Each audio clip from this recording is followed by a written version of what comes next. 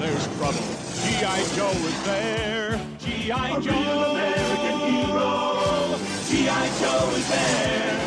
It's GIJoe against Cobra and Destro, fighting to save the day. He never gives up, he's always there, fighting for freedom over land and air. GIJoe, American hero. GIJoe is there.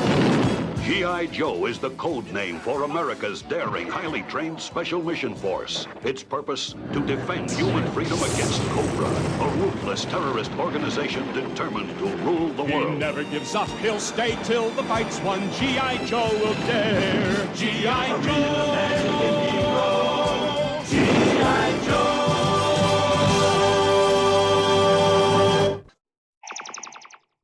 You're listening to League Podcast, The Legend of GIJoe, League versus GIJoe, Real American Hero, the MASSDevice. This is a goddamn long title. That was a tongue twister. I was just going to, all right, the MASSDevice. I'm Matt Dursin. I'm John Hunt. Played Ferno here. All right. Couldn't even come up with any other names because last time I said G.I. John, and they were like, "Oh, it's already a G.I. Josh." I could have gone with it since he's not here tonight. Yeah, Josh is not here. And I stepped on. Neither one of us said we were GIJoe or G.I. Josh because we said it at the same time. Because I don't know if I went out of order, or if maybe he went out of order. But out of order. I'll show you out of order. You're both out of order. Anyway, that's my sentiment woman. But we we did last time we did GIJoe the movie. Before that, we did some GIJoe comics, and we've done GIJoe comics in the past as well. So we're gonna do the one that started it all, as we like to say. The League versus the Legend of GIJoe, the MASSDevice miniseries, 1983. It's not all gonna fit on the podcast title. That's all right. People will get the gist of it. But yeah, so this is all now streaming on YouTube as one big episode, which was nice. Yeah, that was nice. I noticed that. Hasbro put it out, I think, for the anniversary. Yeah, the 40th anniversary, which was a couple years ago. You could take a nice little bio break, pause it when they say, GIJoe will be back after these messages. Dun, dun, dun, dun, dun, dun, dun. So, yeah. The commercials aren't always in where the commercials are actually, but no, that bugged me. But I have it on. I have it on DVD. So I do as well, actually, somewhere. But I still watch. Mine came with a Snake Eyes action figure. Really? Yeah, I have no idea where it is, but he was in the colors of the cartoon, if I recall. Well, I was gonna say, I know Reaction made when I was at New York Comic Con, they had like a bunch of reissues, probably like different sizes. And I didn't realize kind of until then, like how different that Snake Eyes design is from the regular one. In the foggy memory of my mind, he didn't look like kind of purple. Yeah, but I do like the animated Snake Eyes, Sunbow Snake Eyes design in this particular thing.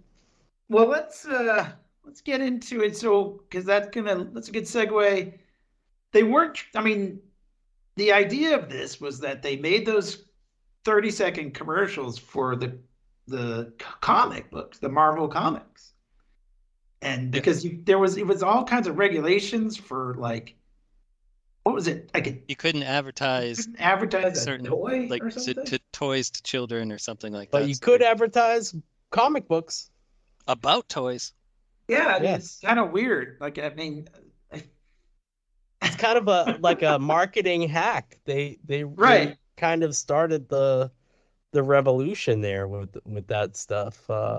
And as actually we were talking about Facebook memories of the history of our podcast and our fateful meeting that we had at the iFanboy party all those years ago. Yeah. But related to that, I was looking up our old emails. And we were trying to come up with the GIJoe podcast title, and I think John was the one that was like, well, the Legend of GIJoe was actually how they introduced the commercials, the very first commercials. Yes. That's the ticket. Yeah, that's the ticket. You're like, your logo looks like there was a big eggplant at the end of the guy's gun. And there were lots of eggplant dick jokes. Sorry. Well, yeah, those were some good emails. But yeah, so like those, I guess people like those commercials. I remember liking them, and not long after that, by the time '83 rolled around, they commissioned a 5-part GIJoe miniseries, which was later called the MASSDevice. And we probably talked about it before, but just for clarification, what are you guys' relationship with the toys? Like, did you have a ton of the toys? Did you have some toys? Did you like mostly read the comics and not have the toys like me? Like, I had a couple of figures, but I didn't really have much of the toys. I guess I had a fair amount of the figures. I had Sky Striker and some of the vehicles, and I read the comic, and I went crazy over this miniseries. So I was in it whole heart. I was as well. I had toys, comics, and this was the coolest thing when I was a kid. Like, and even watching it now this past week, I was like, oh man. I remember because I think it was on a few times or in different it was in our area. It was on several different times and on a couple different channels, because it originally aired on the afternoons on channel 56 for us, and then later on, early the following year, I remember it was on a Rhode Island channel. I don't know how I could pick that up in North Dakota, but I did, and it was playing. It was playing on Saturday morning. So yeah. That's what I remember too. Getting up, watching it on Saturday mornings. But I mean, I think I watched it wherever I could find it. So wherever you get your podcasts, wherever you get your podcasts, wherever you get your GIJoe. Early days of VCRs, and we didn't own one, but my grandparents lived around the corner, so I went over and used their VCR and would record. Oh hell yeah! Because I recorded when it was first on, but I didn't get all the episodes because just because I don't know. And then then they put it together as like a movie on the Saturday afternoon, and then but like didn't have cable back then, so it was kind of a shitty copy. So then when they played it 5 weeks in a row, I was like, okay, here we go. Now I've got it. I mean, it was for 1983, it looked pretty good still too. Like the animation, the animation was good. studio, I think it was Toei Animation, and they always did quality stuff. Wow. Yeah. Yeah. I mean, we're kind of like bookending in reverse the Sunbow era of these GIJoe animated things, but yeah, GIJoe the movie, we talked about how good that looked, and this looks really good as well. Like, I think that it's kind of tough to do a dog fight, and they did the dog fight in the sky, and like they have characters like run and jump and climb a ladder, and each of the characters like kind of, it's like natural, like each character like moved a little differently, you know what I mean? It's like old Hanna-Barbera where what they would do is if a character was running and had to turn around, they would just run off screen and then just run the other way back on screen. yeah. Very kind of detailed. Yeah, it was, and the characters were all kind of like, they were toys, but like you don't get the like idea that, like, oh, they're just trying to sell a toy here.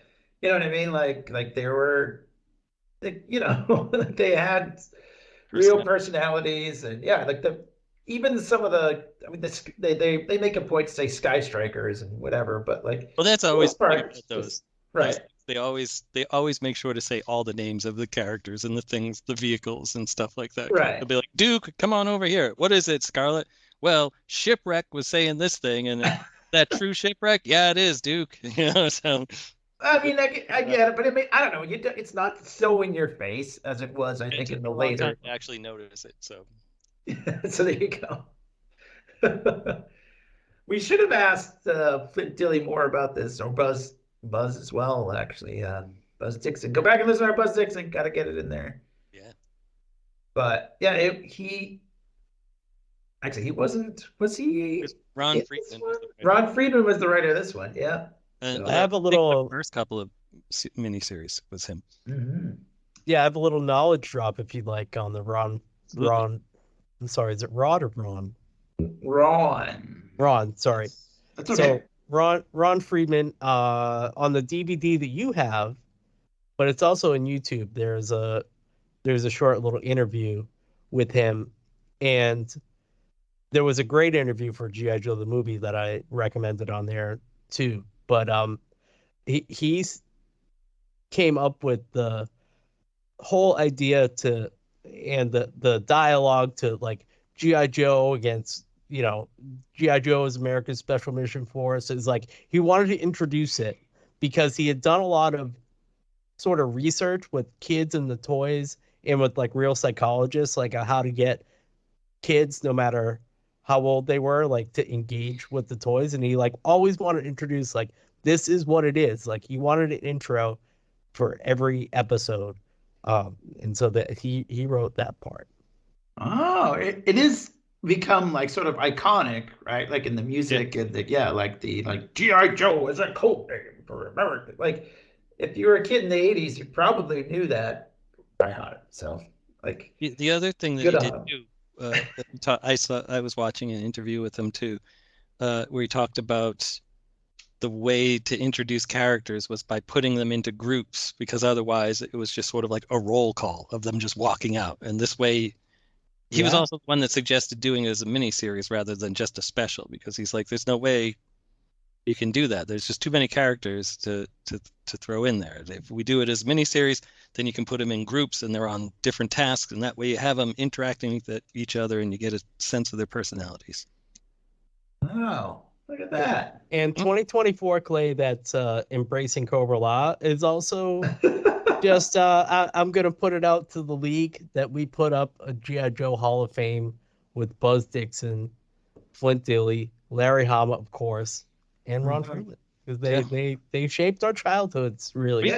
He does interviews. We could probably get him on. Flint Dille was suggested we talk to him. A 92-year-old gentleman on he would be the elder. He'd be John, are you even okay more with that? elder than me. Yes. Are you okay with that?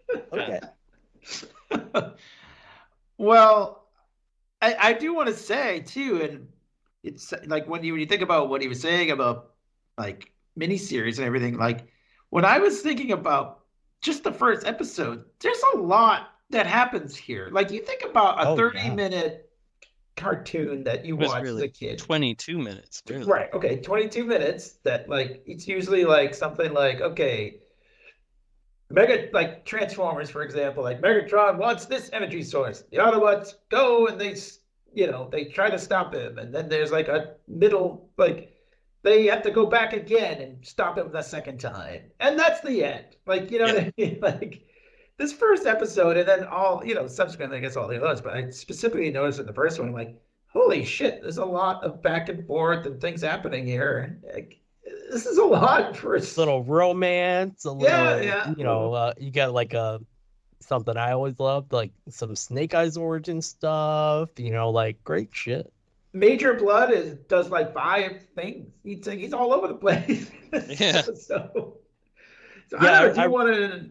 Well, I just realized like that, like, Major Blood plays like a pretty big role in this whole thing. More so than I remember him in the comics, but I always thought he was cool. He's got like a pirate patch and it's like a Australian accent. There's some sort of accent. I don't know what it is, but it's very dominant. Yeah. There's a lot of blood. I know. He's in the first scene where they're like, oh, these sky strikers are cool, and then like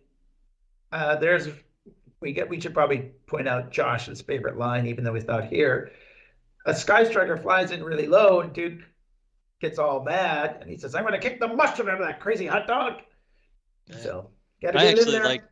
I like the following line where he's like, bacteria brain. Yeah, bacteria brain. Come down, we'll discuss your future as a mental patient. Yeah. But it's Scarlet, so we get like a little tension. It's Scarlet and Duke, and then a 1983 boy like watching that show, and you're like, a woman was flying that sky striker. Wow. Yeah, that's progressive. Yeah, it really was. But Yeah, and then like major blood attacks, and he's got, of course, he's Cobra. Yeah, I was gonna say that too. Like, I love how they always yell Cobra in attack or when they're retreating or whatever. Just like there's a Yo-Jo. So I mean, it's a fun like sort of introduction to the whole thing. It's just like you said, a little sort of air battle, a little dogfight type stuff. To me, it was like Star Wars. That's what it reminded me of as a kid. Like, oh, this is like X-wings and TIE fighters, like Oh, definitely. That's why I think it's like effective. Yeah, I noted the animation because it was like a good dogfight. It was a good TIE fighter fight. I don't know if we have to go through the whole thing. I don't know, but the next scene, I think you don't want to. It's fine. But it's long. One of our favorite scenes is Destro. He arrives. This is the next scene. And Destro arrives at Cobra Temple, and I think we put this we were in a movie in disguise. Put it into a movie that he says, "Oh, great Cobra, give us a sign." And like the guys run away that are carrying his stuff, and I just love when Destro says, "The superstitious fools didn't even wait for their pay." Like, this is like the best Destro that there ever was. This is peak Joe in terms of my fandom. This is right where it hit the sweet spot for me. Was this era of GIJoe? Yeah, I think you're Cobra right. Commander sees Destro on the Ring doorbell, and he's like, "Identification, please!" And he puts his hand in a snake mouth computer. I would also like to point out that Cobra Commander is not nearly as irritating in this first miniseries as he becomes. He's not like super high pitched, like I know they really kind of made him into a joke as it went on too. Yeah, into a GIJoe. I always kind of felt like the relationship between Cobra Commander and Destro, specifically, like maybe in this series, but like in the animated series as well, just like, wait, who's really in charge of Cobra? Like, because Destro, he's not really the vice president, but you know what I mean? Like he's like kind of an outsider, but he's still like really in charge a lot of the time. Well, at the end, he completely takes charge. So. I always considered Destro a freelancer that maybe overstepped his job description. Right. He's temp to perm. Yeah. Well, my favorite thing, aside from that, but it's like he's like, we expected you days ago, and he says, "Well, I had to climb this ridiculously melodramatic location," and he's like, "Well, I designed this for secrecy and security." It's like, secrecy? This is a giant temple with a snake on the top. But anyways, we find out what's going on here. The MASSDevice. It's the most important. It's the MacGuffin. Apparently, you can just transfer energy all around, but you need these 3 catalytic elements. Yeah, and you need like a transponder or something. Yeah, a homing device, basically. Yeah.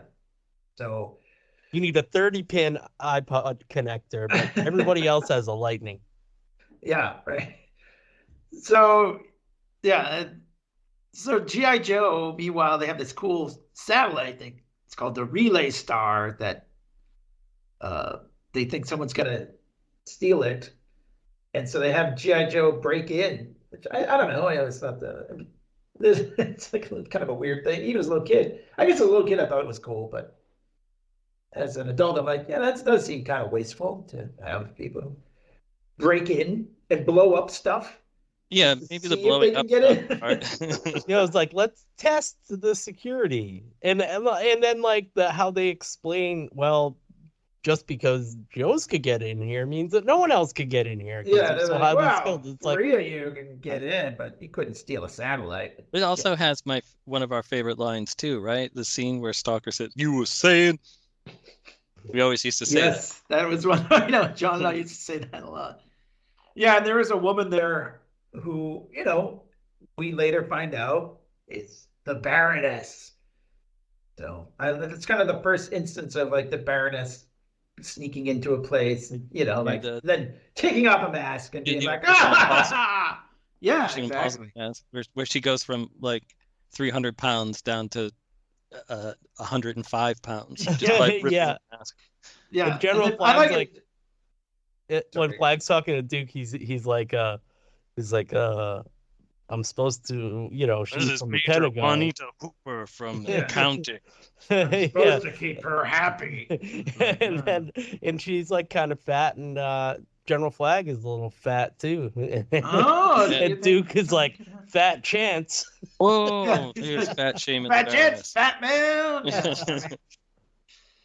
But yeah, so there's a big fight because Destro wants to beam the satellite out, but he still hasn't quite got the MASSDevice thing down yet. So he beams Major Blood again, number 2 appearance from Major Blood, and some Cobra troopers in. So I guess they could take it out. I don't know, but yeah. So it's the Baroness does like just. I thought she takes her mask off and puts her glasses on. Like, oh, now I can run. But they have a big fight. I noticed Joe's win, but because Major Blood seems to be shooting up. I don't know why that is. But that's okay. But meanwhile, then Destro gets it working. He beams everybody out, including Duke, who tries to stop them. So he is taken prisoner. And this is something that happened, I think, on every miniseries subsequently after that. Duke keeps getting captured. Duke gets captured, but then he gets on the Cobra base and he puts up a fight, and then they eventually knock him out. But anyway, now they have the satellite. They launch it into space, and then the Joes are like, well, maybe we need a MASSDevice because. But you need the 3 catalytic elements.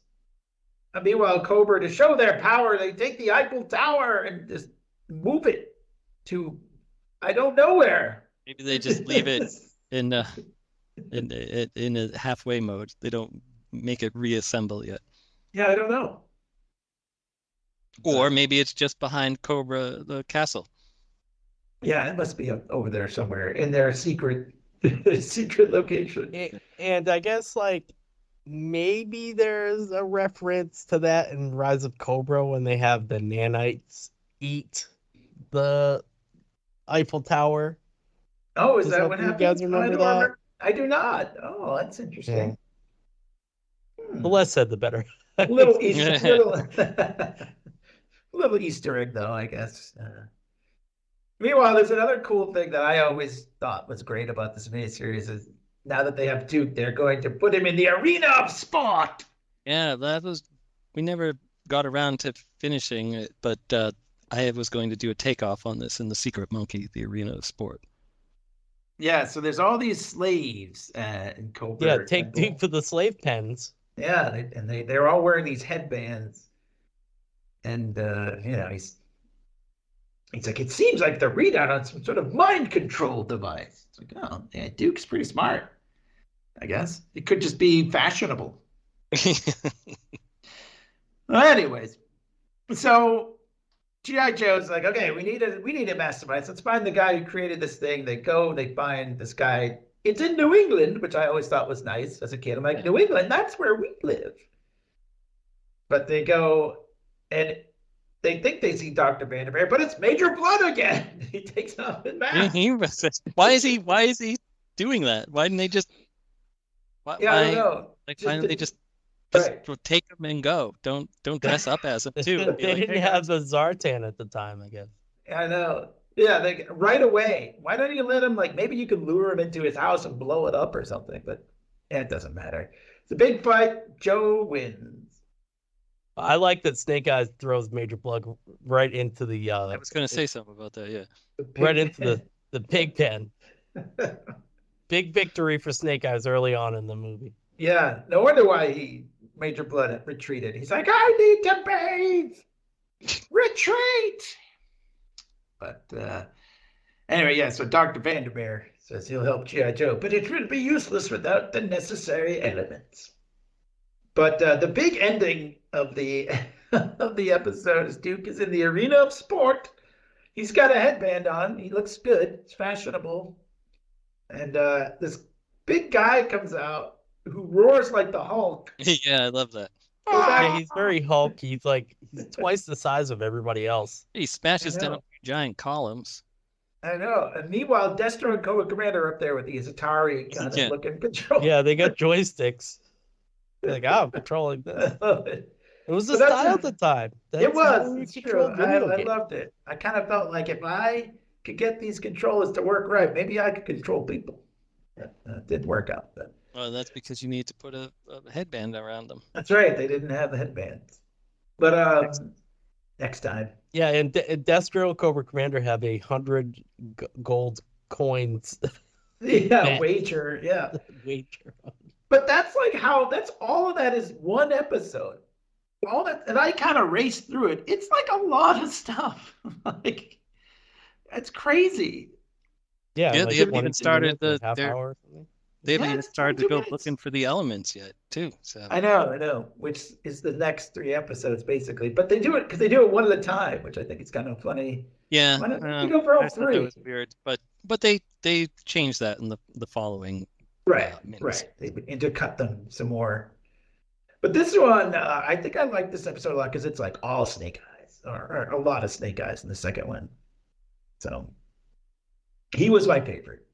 Duke was my favorite, so I really like this first miniseries. I know Clay hates Duke, but Hawk is in charge. It's kind of like Hawk is not in the. I know Hawk doesn't show up in the cartoon until like season 3 or something. Yeah, I know. I was always like, "Who is this guy, Duke?" He looks like a fucking guy. Duke's growing. Oh, that's good. I got my Duke number 2 in the mail from tfaw.com today. Oh, very good. Very good. All right. So, so they have to go to get these radioactive crystals. Another great thing that they started here, which they did throughout all the miniseries and probably the regular show too, is it's like, the Sea of Ice. It's like this ancient, there's always like a funny name for the place that they're going, or like an evil sounding name. Yeah, by the Arctic Circle. You're going to have to go up there to get it. The Forest of Flames. It's like the Devil's Cauldron is like the name of where they find the meteorite in the 4th episode. It's great. So the Devil's Lettuce. So the funny thing, Duke is still fighting the big Hulk guy, and I like Destro. He's like, I'm gonna just put my Atari controller down and let Duke fight on his own, and Duke wins. That's kind of somehow. I don't. Yeah, he actually just chucks that guy. He throws him by the foot, right? Yeah. But meanwhile, so another slave woman, Selena, gave him a little. It looks like one of those chocolate things that you know what I mean. It's like a little gold sliver. It's like a mint that they leave in your hotel on the bed. That's kind of what it looks like. But or I can't think of the candies that. Yeah, some kind of one of those flat gold, but it's like chocolate. Anyway, so she says, put this under your headband, and it'll look great. And it'll hurt. It will hurt. Yeah, she says, I don't understand. It'll cause you great pain, but it'll stop the thing. But how come? Like, it's not like it's drilled into their skull or something. He just takes it off later. Yeah. So why didn't he just take it off when Destro was not controlling it? I don't know. Doesn't matter. But when he puts it under, it shoots like lasers out of his head. We used to call it like Aquafresh or something like that, because it was like minty, like green when it shoots out of his head to the Atari joysticks. Ooh, I loved that toothpaste. Colors. Yeah. So anyway, but then he uses that to get out later. But meanwhile, when they go up to the Sea of Ice to get the radioactive crystals, Major Blood is there again. This should have just been the Major Blood. That's what it should have been called. GIJoe versus Major Blood. Yeah, right. And Scarlet has a good line. She's like, I'm starting to identify with frozen food. Oh. So they go into this cave where the crystals are, I guess. And there's I remember these toys. They were like the big snake. It was an armor though. That you could put a figure inside. Here they're just big robots. Here they're robot defenders. I knew this wasn't one of my better days. Yeah, Snowjob's big line. Another one we used to quote a lot. But I love and I like how when they're in the cave, they just kind of spin around to be like, hello, and then spin around. Just want to let you know we're here. Hello, we're here. But they're pretty easily defeated. One of them they defeat by just spinning around a lot. Oh well. But you know how we did some of those first key issues of a real American hero and Legend of GIJoe? There's like slight little parallels, and like you can see like Hasbro was like, I don't know, intentional or not, like that. There's kind of like parallels between those early issues and this stuff too. Like, you know, like Baroness sneaking in somewhere, and like the dumb robot that sneaks into the pit, like remind me of these dumb robots. Yeah. That's right. Yeah, not as much Major Blood in the comics quite yet. He comes in like later in the teens. Right. Yeah, so Duke does finally, he gets out. So he gives that woman Selena his ring, and it's like a nice little like something to remember me by. But then I guess he escapes. Ring. Yeah, it's pink. Come on, Duke. What the hell is it? But anyway, he finds out on one of the Cobra gliders, which I also had. They were like styrofoam. They were like called like a Viper glider or something, I think. Yeah. But they were like the only way out is the Viper glider, available at Kmart for $3.99. Yeah, I had one that I think broke in like a day, but what are you gonna do? But yeah, so when Duke like crashes. Oh, another one of our favorite lines. When he says, "Look out!" Look out! Yeah, he falls out of a tree right into a his tank. Yeah, and there's like a chase, and he lands in quicksand and sinks, and they're like, we'll get a bonus, which is like a classic 80s bad guy. But he just pulls himself up, and he can't remember where he was. GIJoe picks him up, and yeah, you hardly hear Cobra Troopers speak either. I mean, it's usually like the main characters. I was like surprised. Like, or Major Blood, just yeah. Meanwhile, there's like they're like all these world leaders, including General Flag, and they all get masked away. Like they do like a MASSDevice thing, and they get those fashionable headbands. So, second episode ends with Destro laughing.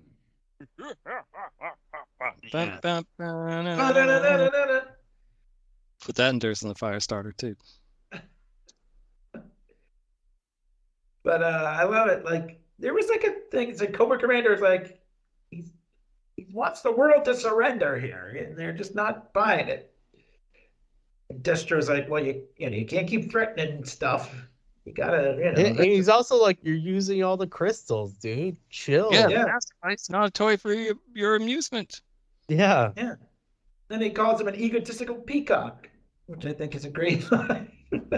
Egotistical peacock. Chicken Papa Jake. But yeah, so when they finally do get some crystals, Snake Eyes like has to sacrifice himself, and he gets all radioactive and glowy, but he's able to free the other Joes. As you pointed out, they're able to get up that ladder and they swing different ways. And also, a nice little callback to Wrath of Khan. Is it? Yeah, because like the like invisible shield goes up, and Snake Eyes is all radioactive, and Scarlet's like, I will not forget you. It's true. Will always be your friend or whatever. Yeah. And live long and prosper, Snake Eyes. Yeah. But then she's like, see you later. And then they go, everybody runs up they jump and they climb up the ladder. Very animated, very specially. No, it is very cool, right? So when the Cobras go back in with like a robot, like the Cobra robot goes in to get some crystals, Snake Eyes kind of takes advantage of that and he gets out, but he's all like glowy and pink. And Major Blood and his Cobra guys don't even shoot him. They're just like, ah! Yeah, he'll let die. him go. He'll die. He's gonna die of radiation poison. They don't even. The thing that I thought was funny is they don't even follow him. Yeah, they're just like, you, let him you go. got like Where you is got he like gonna what go? It's just a 20 dude of these in the like middle of the snow. In the blue Sea of Cobra Ice. troopers. You know, like you could just be like, "Hey, Johnson, follow him. Come back later." Johnson. Oh, anyway, so they're trying to get Duke to remember, but he only remembers a face. He remembers Selena, but he can't remember where the Cobra Temple was. And also, like, there's kind of like the brainwave scanner kind of thing that being used. Like, they put the Cerebro on his head. Yeah, and it's kind of intense, and then all of a sudden it's like, hey, we're here. Yeah, they're like, oh, we gotta go down and get some heavy water. So this is like an introduction of torpedoes. Who they are introducing the characters and the figures like we talked about, but they made a Stark was like, who are we gonna get to railroad this operation? I thought was kind of a weird thing to say. That's Movie Dick. I'm checking out. Yeah. So, but anyway, yeah, back Snake Eyes is in the Arctic and he finds a wolf and he like frees the wolf and then he gets attacked by a bear. Yeah, the wolf's in a poor little like bear trap. Yeah, one of those bear traps. But so then he's like, "Get out of here, kid! I saved you. Whatever." Yeah. And then a bear attacks Snake Eyes. Maybe he should have let him walk into the trap before he. But then the wolf helps him, and then the wolf gets attacked, and then this old blind. It's always an old blind man. He comes along and he's like Scottish. This guy chases him away. He's like, "Oh, hey, yes, I'm up here in the Sea of Ice." This part definitely reminded me of us recording audio comics. Whoever's doing Scotty at the time, right? It could be any one of us. Even though I cannot see you. Yeah. And I love it. He just has some herbs. Some herbs will cure your radiation poisoning. Oh my God. Like, oh, by the way, you do have 3 arms now. Some herbs just gone. Yeah, and he's also like, doesn't make you're already disfigured. It's okay. Yeah, he's like, I'm blind, so but I can tell. I don't know how gross you are. Nice. But anyway, so this is one of the things that I remember a lot as a little kid. And this is, they go down and there to get this heavy water, which is the second element. And there's these giant tube worms. And I don't even know, is this a thing? Are there tube worms that live in the ocean? I don't know. No, I just assume no. Right. If there are, they're probably not this big. But I'll look it up while you keep talking. Thanks. Yeah, so they're going down to like the deepest. Well, excuse me for a second. Spoiler warning, please. Because I don't think that you guys will ever see the Snake Eyes movie. They have the almost as heinous as my first reaction to Cobra Commander turning into a snake. They have a similar gigantic CGI snake that's almost like one of these snake worms. Wow. In that movie that he has to battle. Well, here's a question on Google that says, are giant tube worms real? And the answer is the world's heaviest worms thrive in extreme environment. Towering colonies of giant tube worms grow where hot mineral-laden water flows out of the deep seafloor. So wait a minute. I think wow. So how big are they? Oh, I don't know how big they are. Big enough to wrap around you like these guys, these two birds did. So yeah, of course. Well, Cobra almost as big as the guy that Duke was fighting. They get to be like 9 feet. Wow, that is pretty big. Yeah, this says 9 feet 10 inches. So yeah, I mean, not as big as they are in that cartoon, but big enough. Yeah. Here it is. What does the giant tube worm eat? And then it just says Joe's. Yeah, Joe's and Cobras. Joe's and Cobras. Yeah, so the only way they can get out of this one, they strike a deal. Joe's and Cobras team together. That's because the Baroness is down there. He says, she orders coming into me. The tube worms. Yeah. Watch out for that whirlpool. I know that's not this one. I gotta say, I mean, this is not sexy cosplay Baroness. This is this is purple frock. Yeah. It's true. Baroness did not even have an action figure. And she's not sexualized at all. I prefer it that way. Yeah, she's kind of librarian Baroness or something. Yeah. Which, you know. Yeah, not S&M librarian, bro. So anyways, they figure out they shoot the two berms. They shoot the tubes, I guess, at the bottom. Two birds will float up and explode. Well, that seems a little cruel. It's not nice. They're just doing what they're doing. Yeah, right. What do, you know? Oh, well. Anyway, they split the heavy water. Of course, the Baroness tries to renege, but they go, not a chance. Yo, Joe! That's all it takes. Okay, yeah. All right, fine. Worm's got a worm, you know? Yeah. So, yeah, anyway, meanwhile, Snake Eyes gets cured, as we pointed out, and the old man says, oh, I went back for your radioactive canister, by the way. It's humming and warm or something like that. Yeah. I'm fine. It was easy to find. I'm fine. Yeah, this is fine. Well, all I did was I sprinkled some herbs on it, and that got rid of the radiation. You're good. Here you go. By the way, it's a trap. It's a bomb, but that's it. He doesn't know. He's blind. Like you're taking a pan out of the oven. He's the whole way back. He's like, flip it between both of his hands. He had oven mitts on the whole time to handle it. Oh, by the way, your pizza rolls are done. He also named the wolf. Yeah, I was just about to say that. Like, timber. All right. It's a perfect Monica. Like, how do you know? You can't even see him. So it doesn't matter. All right, I'll stop making blind jokes. It's a good name. I'm going to stop making blind jokes. I didn't even think you were making blind jokes, but since you are, that's offensive. Okay. All right. Yeah, he's just the old man from The Bride of Frankenstein. That's what yeah, right. Yeah, totally. Totally. Go back and wait, did we do it? We did do that one. Oh, yeah. Okay. I think so. So I kind of like, this was something like that I was thinking about when I was thinking about, like, boy, they squeeze a lot in. One of G.I. Joe's things, because like, we can blow up that satellite with another little doohickey. Short fuse is like, yeah, we made this here doohickey. But he launches into space to like blow up the satellite. But Destro sends guys up into space to blow up their little doohickey. And then he's like, oh, we're out of elements now. It's like, so did those guys ever come back?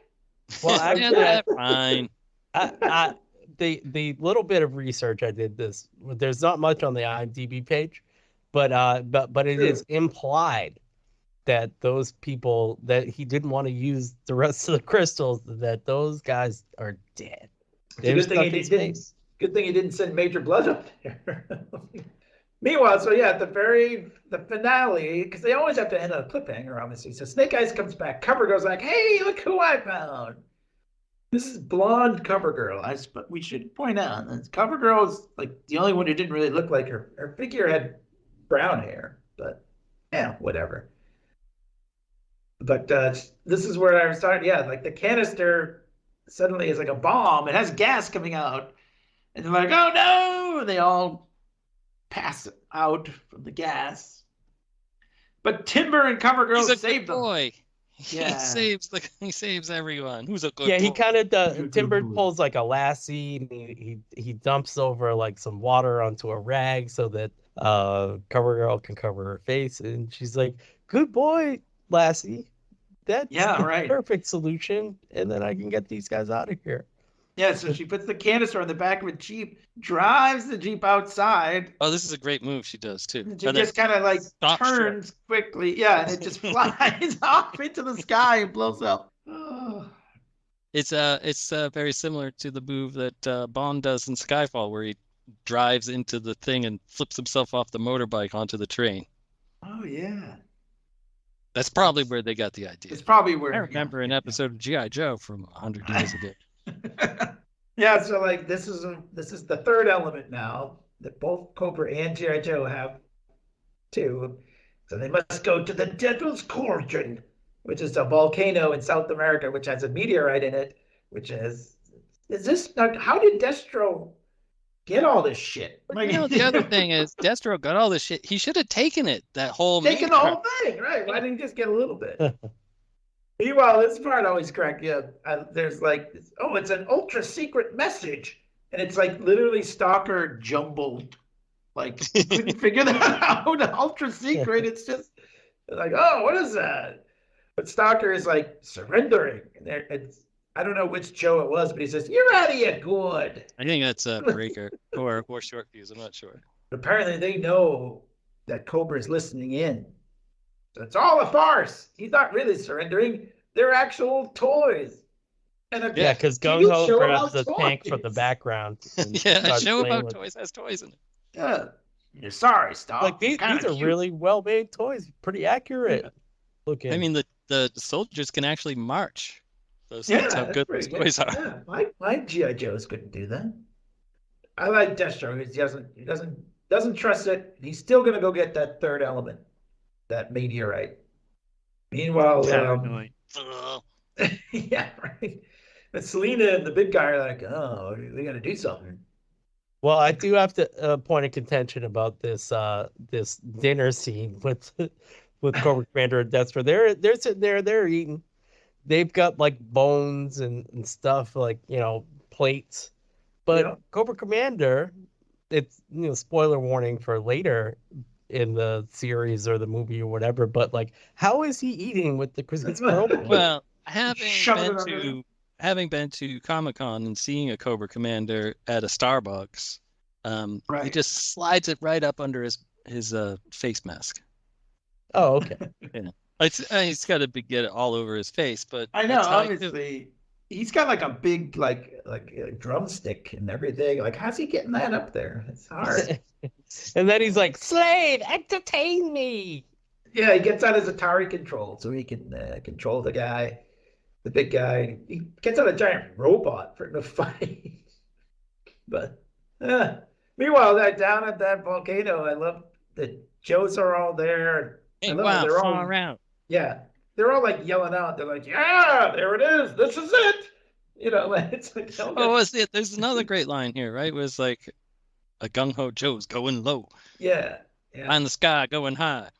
But he's like, my daddy used to teach me how to get a bunch of blue crabs with the net. He used to do that. This old crab weighs about 10 tons. And Gung Ho is all excited. They're starting to drag it out. He almost hits Scarlet in the boob. That was a little weird for a 1983 kids cartoon. But then he just goes, "Way to go, Scarlet!" Like, kind of awkwardly. He just pinches her ass instead. Yeah. Sure. But then Destro comes out in these, not Rattlers, but just regular pre-Rattlers. Although they did use this animation for the Rattlers like a year or two later. This is another Star Wars thing for me. Like, Sky Strikers come out, and they it's just, there's helicopters, there's jets. It's so good. Meanwhile, Destro's plan is to just shoot at the volcano, like rim or whatever, and he said it will trigger an eruption, which will pop the meteorite into the air like a champagne cork, or something like that. And meanwhile, Cobra Commander is like talking to Stalker on screen, but wasn't Stalker just at the other thing? That doesn't. No, he's still. Okay. Yeah, right. But I mean, still doing the big surrender. Now they have to figure out that Cobra was listening to them if they know, he's talking right to Stalker, right? Right. Yeah. Quite. How do you know? I don't know. Well, anyway. Get this number. So Cobra Commander is like, it's not fast enough, and he wants to destroy New York City with his MASSDevice. And I love he shoots at it, and there's a guy, like, they show like the people of New York, and they're going, "Oh no, it's the end of the world!" And one guy goes, "It's curtains." I have a problem with this. This bugged me even as a kid. How this just because they're shooting at the Empire State Building or something, right? Yeah. And then Selena, the slave girl, throws water on the MASSDevice, shorting it out. So that makes the laser that's already been shot just go away. Yeah, just disappears. Before it hits the Empire State Building. And I hate when they do that stuff. That was a little It's a little weird. Because they did that Sub-Atlantica thing with Grimlock where he breaks the gun and then everybody walk again or whatever. They're not frozen anymore. Does make everybody can walk again. Yeah, it's hey, good for Selena, but yeah. But bad for the writing. Bad writing, yeah, it's just lazy writing. Yeah. So, anyways, Destro's champagne cork does go up in the air back at the volcano, and they've got like a big Cobra ship with a big net. And I don't know how they don't show it's moving. Like a helicarrier kind of thing. Yeah, exactly. Yes, it's exactly like a helicarrier. And they don't show it moving. I guess it's just like, I guess it'll land here. I don't know. You know what I mean? Calculated it. They calculated it. Guess so. And meanwhile, Duke and Ace are in two Skytrackers next to each other, and they just have a net next, like, between them. It's a shoestring catch. Yeah, and then it just breaks through and lands right on Cobra's net. But so then they, I always remember this line too, where Gung Ho says, "The joint is jumping, babe," and they get on their jetpacks. Yeah. They fly to the big ship. And even Timber. Yep, Snake Eyes catches Timber. Oh well. Lots of yo-jos are in this battle scene, which is fine, but there's even like a great Baroness line when like Cobra Commander's like, pointed at New York, and she's like, "I hear and obey." She like fades out as she's saying, like, "I hear and obey. Save us from living down. Save us from living. I hear and obey." Which is because that's funny, because later on, because she's like, she's egging Cobra Commander on to shoot New York. And then later on, when Destro comes back, she's like, the ill-advised attempt. Yeah, it's like, and I was like, boy, that idiot. Well, yeah, that was you that was advising. That's right. There's no loyalty in Cobra. But well, she goes with the winner, She hears and obeys, but she'll stab you in the back. And she'll have an earring with the tracking device on it. Just you wait. Yeah. She's a master of disguise, and so she knows how to deceive, But I always liked it. So in the end of this episode, the cliffhanger here is Destro kidnaps Scarlet, and she uses her crossbow to, but she's on his plane, and she uses her crossbow with her feet to blow up his like the instrument panel, and they're gonna crash. And they have to kind of work together to, in that final episode, Stake in the Serpent's Heart, as it's called. But yeah, so like they have to kind of work together, like use my arrow with the thing, like it'll pull you to the thing, and she's got like the Hawkeye bag of tricks. Yeah, exactly. Anyways, yeah, and just like Duke, when they land, at Cobra Temple, Scarlet like fights a little, and then they get her. I would like to point out the line he says when they arrive back at Cobra Temple, because I used to say this about my apartment in Connecticut. Home port. I never believed this grotesque hideaway would look so welcome. Yes. Destro's got a lot of good lines. Yep. Yeah, and as you pointed out, the Baroness, she kind of tattles on Cobra Commander too. She's like, she like whispers in Destro's ear. Oh yeah. Maybe she's like, meet me later, but in the history section. Hiss. Hiss. And this is where Destro S and M. Oh, very good. So this is where Destro's like, I assume control, and he crushes Cobra Commander's little staff. That was funny. Yeah, that he threw at his head. Yeah, he hit him in the head. Don't throw it at his head. It's made of metal. Yeah, hit him in his head. You hit him in the balls. Kick him in the balls. So anyway, they throw Scarlet in the same cell as Selena, and for some reason they fight a lot. And then Scarlet sees Duke's ring on her finger, and she's like, "Bitch." Yeah, and she's like, "Oh, we have this." Hey, you hit me with that thing. No, she's like, "Oh, we have the same friend." But I thought she's like, "Duke? Like, don't you know that guy? Like, you just talked about him. Like, whatever." But then they decide to team up, and then they just punch and kick things, just to be buddies, I guess. You're right. Yeah. Now I'm gonna break this table. Yeah, I'll show you. Yeah. So they give Scarlet gets a piece of chocolate too, but just so you know, so right, the headband. Meanwhile, they want to destroy New York again. This destroy New York thing is really, and so they decide to shoot at New York, and then the Joe's Gung Ho says, maybe we can knock theirs off course with a zap from our baby. I suppose you should mention that they did build their own MASSDevice. Oh, yeah. I forgot. Yeah, I was thinking, like, wait, Zap, isn't that a guy? Isn't that yes. You're going to throw Zap at him? What are you talking about? We never use them. Might as well. Yeah, right.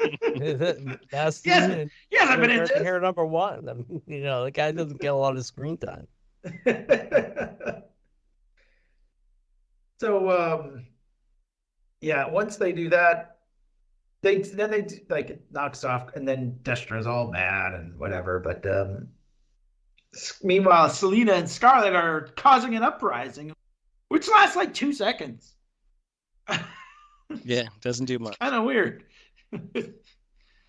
But it's nice to show that the slaves are, can do something.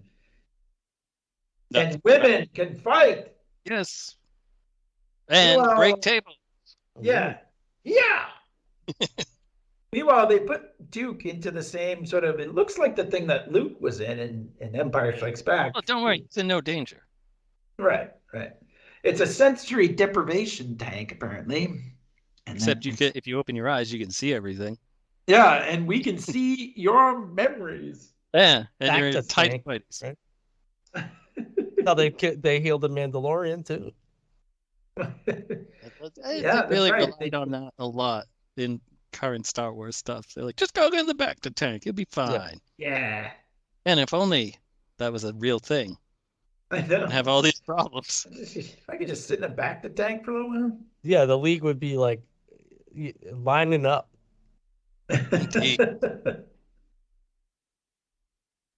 So anyways, as they're watching his memories, they're like, oh, here he is in college with a hot babe. Like, it's so weird. Here's the first time kids. Oh, no, wait. Oh, you have to go there. Oh, it's the little general. So, sorry. But anyway, it's like the origin of Duke. And then they show him with Selena, and they're all like, oh, hey, how do you forget to visit that? Ish. These guys don't get out much. So then they're like, oh, he gave her the ring. That's basically our homing device. Which is a nice callback to the first episode where they were talking about homing devices and whatever. And they said, we can use that to blast, to mask ourselves right inside Cobra Temple. Or outside Cobra Temple. Like at the bottom of the mountain. Yeah. Then we'll climb all the way up it. But they do. I mean, it's fine. It's a good excuse for a battle. And then the animation, I have to admit, we're getting towards the end here, and the animation starts to get a little sloppier. You get to their projects like, we have to finish this or something. It still looks good, but it looks a little rushed. That's all I'm saying. But it's a big battle. They have these giant snake robots that roar like Godzilla or whatever. But Joe's break in. They freeze Scarlet and Selena, and Duke is there, and Selena lays a big kiss on him. And Scarlet's like, later, sister. All right. Slow your roll there, bitch. Yeah, she probably hasn't showered or brushed her teeth in a while. So that's all right. It's true. No Aquafresh in the slave headquarters. Right. She's just been eating all that chocolate. So they're about to just Destro decides, screw this. He points the MASSDevice at the Earth's core. That seems like that wouldn't work out well for Destro too if you did that. I know, it's kind of weird. And they're like, Cobra Grant's like, that'll destroy the Earth. He's like, yeah, well, maybe. I'll see you later. It's like, no, you won't. You'll all be dead. Yeah. or as you like to say, so long, or something. Is that what he says? Yep. Something like that. He says, goodbye for now. It's like, well, I think that would be forever. Not for now, but. And then they're like, oh no, what do we do? Gung Ho just shoots the controls, and that's the end of it. I also like Cobra Commander suddenly gets an accent where he's like, it's pointed at the center of the earth. So they maybe it wasn't even Cobra Commander. Maybe he did escape. Wouldn't you just be like, hey, Johnson, come over here. I'm going to give you this. Poor Johnson. Again? Really? Me? Yeah. Again? Johnson, you need to go clean the latrines in the slave quarters. That's right. Bring the Aquafresh. So he, because He's later peeling potatoes like Zap. Oh, what's that? So like later though, Cobra Commander tries to sneak out with a laundry basket on his head. I don't know. A laundry basket and like a blanket.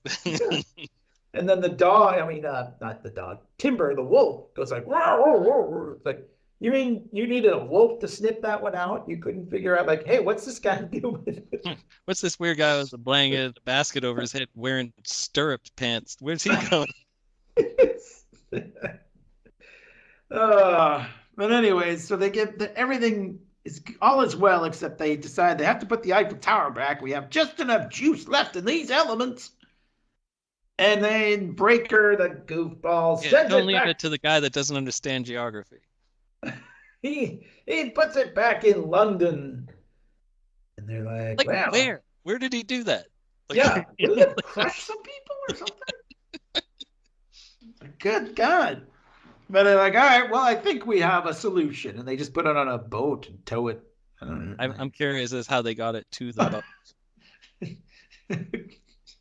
Can they just go back and get some more heavy water and some more? Yeah, that would just be easier, probably. Yeah. The whole thing. Let's just build a new Eiffel Tower. But one of the another line that John and I used to say all the time, is when he says, Breaker says, well, nobody's perfect. No, but we do okay. Okay. I was trying to figure out a way to work that into the emails that were going back and forth about doing this, but I couldn't quite find a way to do it that would work. GIJoe, that was pretty much how every episode ended ever of this show, and I'm okay with it. But yeah, that was the MASSDevice miniseries. And yeah, I have to say, what a delight! What a delight! It was prime GIJoe. I think you're right. It was. I loved it as a kid. I watched it. I watched it twice, and I still love it. It's not one of those things I'm like, it's not that great. It's still a lot of fun. I believe I bought the copy of this at the video store when we were selling it. Really? Yeah. Wow, that's awesome. Yeah. So you have that. Well, I don't think I have it anymore. Oh, all right. I mean, like, I want to say too, and this is not a knock, and it is a knock. Like the subsequent ones, the next one was like, the Weather Dominator. Same thing, 3 parts. It falls into like 3 parts. They have to get Cobra and GIJoe have to get them. And then the one after that, the Pyramid of Darkness. Oh, we have to put these 3, we have to put these 4, I guess it was 4 cubes around the world. Yeah. So it's always like I think it's 3 cubes and 1 satellite. Oh, okay. Yeah. So they have to do they always go into exotic locations to put these things. So it was always kind of like a theme, But like the next one, the Weather Dominator one, had like those vines that attacked everybody and stuff like that. It was. I feel like they were always trying to up the ante. It just wasn't good. I always liked this one the best. Our friend Chi preferred the Weather Dominator. Well, Hey, I like that one too. Don't get me wrong. I just like this one better. And I feel like in the series there was definitely like single episodes, right? And then these multi-part ones. They would usually start the season off with a multi-parter and then do single episodes or 2 episodes that continued over 2 days. Right. Well, when did they start the series? It wasn't until like 85 or something, right? That is correct. So this is, I guess, So I think the second one was that Second, followed by anything? The Weather Dominator one was that? no, it was just another miniseries that Right. ran for 5 days, and then you had to wait another year before more Joe stuff came. Man. Hell, can you imagine that? Boy. Oh yeah, I can. I was there. Well, again, yeah, because we did. Yeah. I remember I think I had to go to the dentist or something one time when there was one of these GIJoe, and I remember watching it on like the black and white TV up at the Oh, I remember you talking about that. And I was so mad because I couldn't tell what was going on. And Snake Eyes was literally just like all black, like on black and white TV. It was hard to see. But somebody was like, "Did you see Snake Eyes' new costume?" And I'm like, "No, all I saw was the black blob." But this was it. This was as good as GIJoe. I don't mean like it was all downhill from here, but this was great. Like this was so cool. I only saw this really as part of my daily activity of watching GIJoe and Transformers. I never saw it like all at once. I never saw it, like I hadn't seen it in years before we decided to do this. I'd never seen it like all in one fell swoop at all. I just thought of it was of like just episodes of the series. I remember they were like tune in tomorrow, and then I did, and then we watched it like that week or whatever. I think it's interesting that the stuff that was such a huge deal to me in Dursin, it's like, oh man, this was the greatest thing I ever experienced in my life up until this point. You were like, yeah, I kind of remember it a little bit, sort of, Yeah, and then you're like GIJoe number 50 where they get Serpentor and stuff, and me and Dursin are like, we were up at that point. Was about when we're already done by then. But I mean, it's not like to me, this is just in the fog of my memory, as I keep saying, like, it's just like this was one of the GIJoe stories from watching the TV show, which I watched religiously every day. Like, this was just one. Like, I probably didn't know this was the first thing. You know what I mean? Like, I probably watched it out of order. I had no idea this was like the miniseries or anything like that. It's just part of the fabric of GIJoe, the legend of the fabric of GIJoe. Well, I mean, hey, he's just seeing it now. But yeah, when I was a kid, this was it. And plus, like, I think I liked it. Like I said, parts of it remind me of Star Wars. I watched a lot of cartoons. And all the voices, you know what I mean, are the same, and you feel like kind of like like it's all kind of one thing in a way, you know what I mean? Like I watched Spider-Man and His Amazing Friends; it's the same voice actors most of the time, you know what I mean? It's like Transformers. Peter Cullen is the voice of the big Hulk guy in GIJoe. Yes, I think he does Airborne too in later. Yeah, there you go. I mean, it's the same, all the same people all the time. And it's great. Like, you feel there's like, I don't know, like a warmth or something, You're like, I know that voice. And it just, I don't know, it all like, it just reminds me of a childhood and a better time. And things are great. Me too, 100%. and to me, I think GIJoe was first of the hour. Right, like it was GIJoe and then Transformers. And I don't know, maybe. I think so.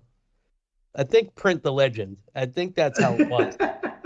And you guys are always talking about Transformers, and I watched the show. I loved watching the show, but I was like the GIJoe part, and then kick back and watch Transformers. I'm not like really gonna pay that much attention. You know what I mean? Like I was all about the GIJoe part of the hour.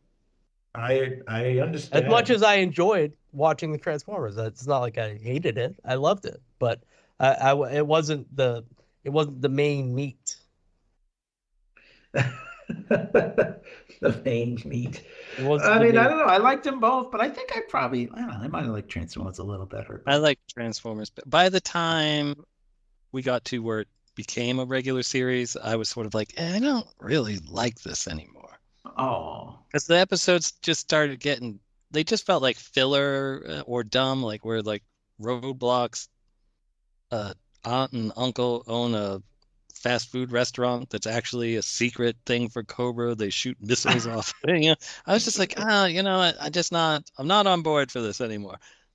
I remember that with gave up. Joe's, right, or something like that. It was called Rocket's Red Glare. Jeez. Yeah, I mean, some of the daily GIJoe episodes were a little silly. Obviously, if you want to talk about a drop in quality of animation, it definitely gets pretty poor when they go to daily episodes. Right. I mean, don't be a geek. They were. I remember we mentioned the Cold Slither one. Yeah, the Viper one. Last episode. Yeah, I've come to wipe your windows. And some of these stories apparently were just written like we need a story by Monday, and that's how they would just do these. So they really weren't well thought out. They're just like, it's Friday, we need it Monday, Oh my God. Yeah. I mean, it is crazy to think about that. Like you said, we kind of lived and died by some of these things, and they were thrown together like so quickly. But hey, we'll always have the MASSDevice. Yes. So what's your grade? There were 95 episodes across 2 seasons. And in addition to that, oh my God, were the miniseries, which we just reviewed, the MASSDevice, and the Revenge of Cobra with 5 episodes on top of the 95 episodes. So 105 episodes. You're kidding me. Imagine that, 2 seasons and they did 95. No wonder those guys are all like probably stoned or whatever, Like, they work like crazy. But man, now where it's like, oh, the show on Disney Plus is going to be 5 episodes.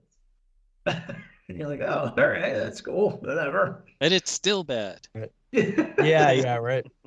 I'd rather the stoners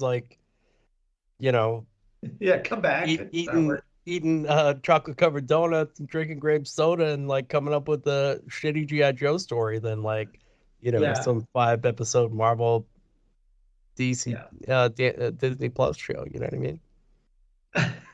Maybe probably a little bit more inspired. There's probably union laws that don't allow them to have episodes anymore or something. But yeah, your show was bad and you should feel bad.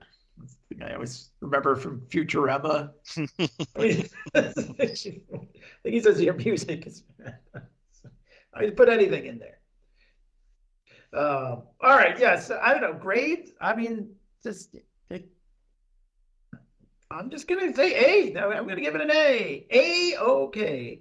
A, but okay. An A flat. Sure. I mean, A flat. What are you gonna? It's as high as as high as I ever go. But it's the best you can be in my book, I guess. I don't know. I want to be like Christmas Story. A plus, but it's great. It's got all the elements. It's got all the GIJoe stuff. It's got Destro. The catalytic elements. The catalytic elements. That's right. Destro and Cobra Commander, feuding. Well, the nice thing about it too is there aren't so many characters like how GIJoe gets to be as the seasons go on, where there's just so many characters you start not caring about them. Whereas I did front load a lot in this over the course of the 5 episodes. Yes. But back then it was like the snow job was in the snow part and Torpedo was underwater, like they had specialties and they pretty much stayed in their lane, but it wasn't too much to keep track of, so I agree. Well said. Right. Do you have any other? Oh, I give it an A. As well. I interrupted you. Okay, good. I'm giving it an A. It was a foundation of my childhood. It inspired me to get into art even more than I already was, and it inspired me to do my first comic book ever. It was a GIJoe comic book that I did with your brother. That's right. And that set me on this fucking weird career path that I'm on now. So there you go. It's the one that started it all. Yep. So A from me. All right. I guess it's up to me now. I give it an A minus. Right. That you really hated it then, huh? I give it an A minus only to differentiate myself from that you guys actually know this story, and that you know it. Kind of, I think, gives you like an advantage to like loving it. And it's like you just said, it's like important to you. Like it's important to me as part of the 110 episodes of GIJoe. It's all important to me. It's all good. And this was a great story. And since we just saw the GIJoe the movie, we all gave it a flat B. And it's better than that, I would say. All right. There we go. Yeah, I'm giving it an A minus. So sue me. I admit, I guess. I mean, it's still fun to watch. Part of it is nostalgia, obviously. But a lot of it is nostalgia. Right. But it's hard as an adult, obviously. It's all nostalgia for all of us. It's a cartoon. But I mean, sometimes you just give stuff grades for nostalgia because it's just nostalgia. But I think it's good. Like, it's not bad. You know what I mean? Like, it's good. Even though, like we said, all the other ones, the quality fell off, and this is still good. No, aside from nostalgia. So, yeah, baby, yeah, baby, yeah. So, all right. Well, thanks for listening, everybody, and thanks to you, John and Clay. And Josh, sorry you couldn't make it. If you're listening, we missed you. Oh, Josh, by the way, there was 2 timbers in one scene. That's right, I Cobra forgot Girl to mention that. gets rid of the canister. There, I said it for you. Don't worry. Got you, buddy.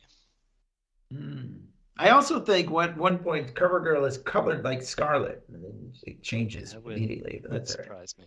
Little Wait till we get to quirk. season 3 of the Transformers episodes. Those are all mixed up. Or the comic book. They're all colored weird. But yeah, sorry I didn't mention that during the recap, Josh. I was kind of speeding through it because I didn't want to talk all night about this, but That's fine. And he also said that he liked Cover Girl as a blonde. So yeah, no, I'm down with that too. Sure. Models are always dyeing their hair and stuff. You know? Yeah, that's true. That's right. All right, guys. Well, thanks to you, GIJoe. Joe. Don't forget to check out all of our podcasts, LeaguePodcast.com, wherever you get your podcasts, and YouTube, and we have all kinds of, what we do in the shadows, Curbcasts, and then just movie stuff. We did Batman recently. We have all the James Bond podcasts. We got something for everybody. So check us out, LeaguePodcast.com, or wherever.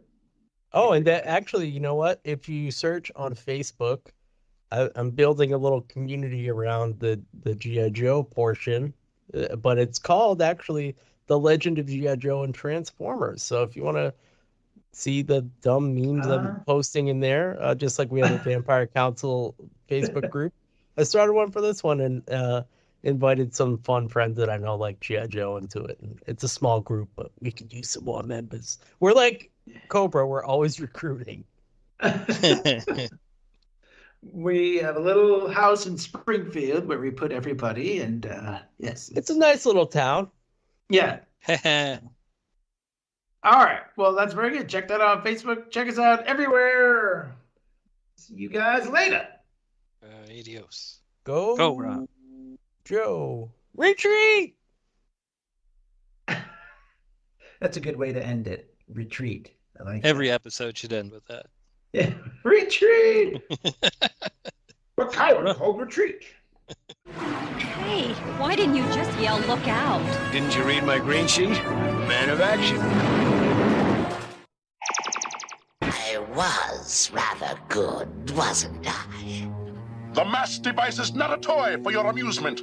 These repeated demonstrations of its power have almost exhausted our supply of catalytic elements. I Command the sky. Go in high. Gung-Ho Joe is going low. Yo, Joe! Is an eruption which will pop the meteorite into the sky like a champagne cork.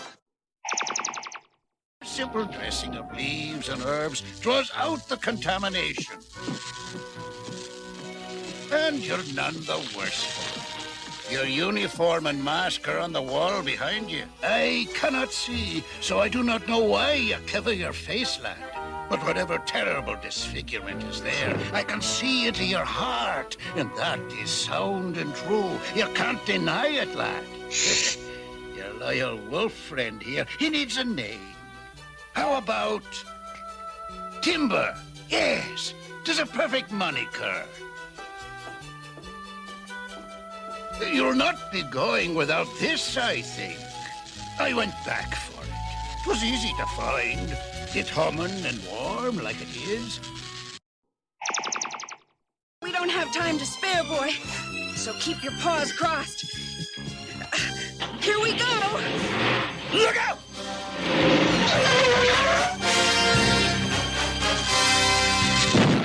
Timber, you're my kind of wolf.